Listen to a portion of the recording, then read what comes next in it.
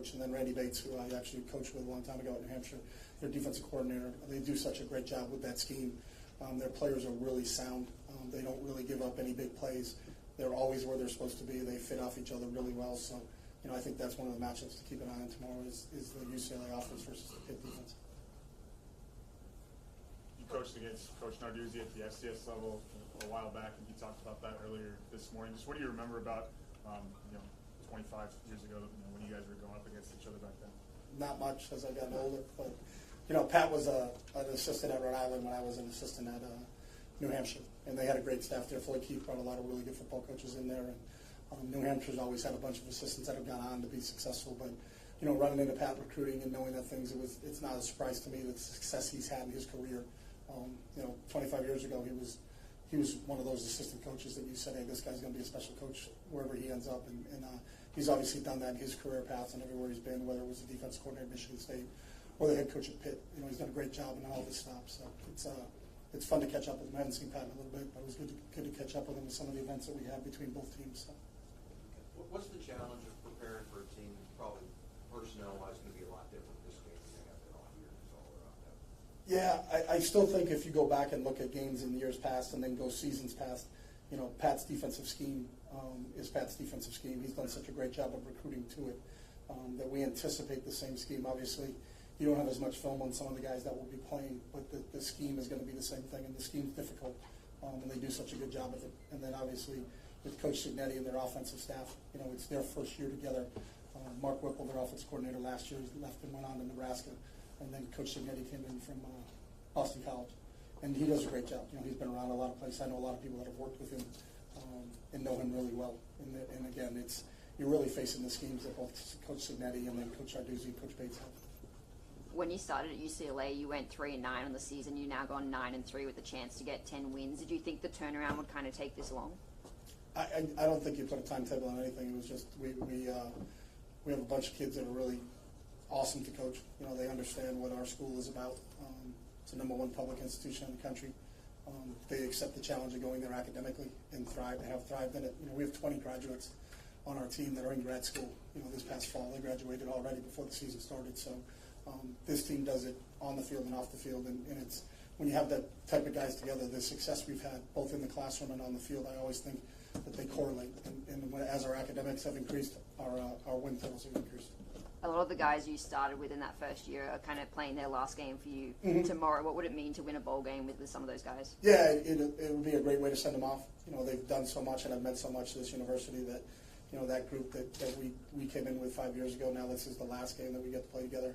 And they've been through a lot, just as everybody's been. They were together during the COVID season. We were really kind of shut down for about 18 months on campus, and everything was done remotely. We did a lot of Zoom meetings and all those other things. And then at one point in time when we got back, we were really the only people on campus because school itself was shut down. But they bonded and grew close as a group. And it's fun that we're going to get one more opportunity. But it'll be bittersweet because it's, to know that they're moving on, there'll be some tears shed tomorrow. What's this trip been like for you compared to how it was 15 years ago when you came with the Owen Oregon? That's a good question. I think the one thing that, and I remarked when we were here the last time in 07 was when you always talk about the Sun Bowl, it's just what the people are like. And they didn't disappoint this time either. They're just fantastic. And I think how Bernie and his crew do everything is just first class in every manner. So it's really been similar from that standpoint. I think we've had a couple different events. We may have been some other places last time, but what they do and how they take care of the families and the players is just awesome. What makes Zach such a special player? I think Zach's consistency and his approach to everything is really, he's obviously an unbelievably talented player. But if you watch his work ethic and his approach, Zach's not on our punt team, but he practices at guard on our punt team. No one ever told him to do it, but when we go to individuals and yell punt and we do our individual work, he's with the guards taking footsteps and working and doing different things because that's Zach. Like, there's not a period in practice where he's not working and doing something. So whether it's any special team we have, and he hasn't been on any of our 4 core special teams, obviously because of the load that he carries at running back, but he practices them every day. And it's his consistent approach and his work ethic that I think is what separates him and makes him such a great player. How about for you to coach a player like that? It's really easy. Really easy. He's the same every day. You don't have to try to pull teeth or motivate him on why we're doing what we're doing. Is that, you know, there's a constant inner drive for Zach to be better than he was the day before. You know, and so really I think the challenge is for us as coaches is to make sure that we can keep up with him, because he sets the bar pretty high. Are you going to take a Frosted Flakes bath if you guys win? I'll take anything if we win, so I'm good. You throw mayonnaise, chips, Cheez-Its, I don't care. If we win, we win. That's the bottom line. So. Evidently, their quarterback's a little more mobile. Coach Narduzzi was saying than the one they played all year. Does that change your preparation at all, facing a more mobile guy? Yeah, I mean, you always have to account for the quarterback and his ability to move, and he's a little different than Keegan, and we understand that. So our defensive scheme will take that into account. Any other questions? Chip Pitt has been hit pretty hard by the top guy situation going on. How is your team? Does your team have any for this game? And if not, why not? I mean, I think it's the type of players we have, you know, and they love playing football. And I think all situations are individual, so I can't comment on what Pitt's situation is or our situation is. But you know, our guys are excited about playing the game. It's really as simple as it is. You know, Everybody playing it? as long as we get to tomorrow at noon kickoff, they don't get tripped up in the parking lot. Thank you. Any others? Thank you very much, Coach. All right, thanks, guys. Good, thank you.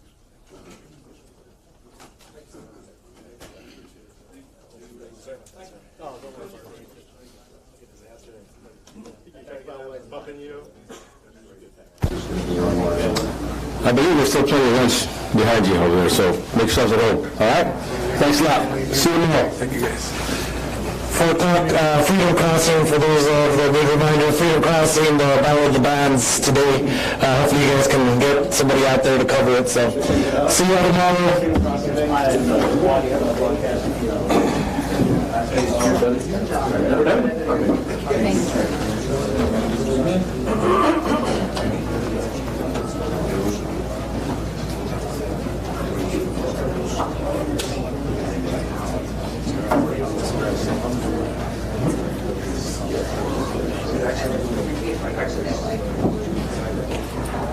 We have food next door for you all, and drinks and beverages.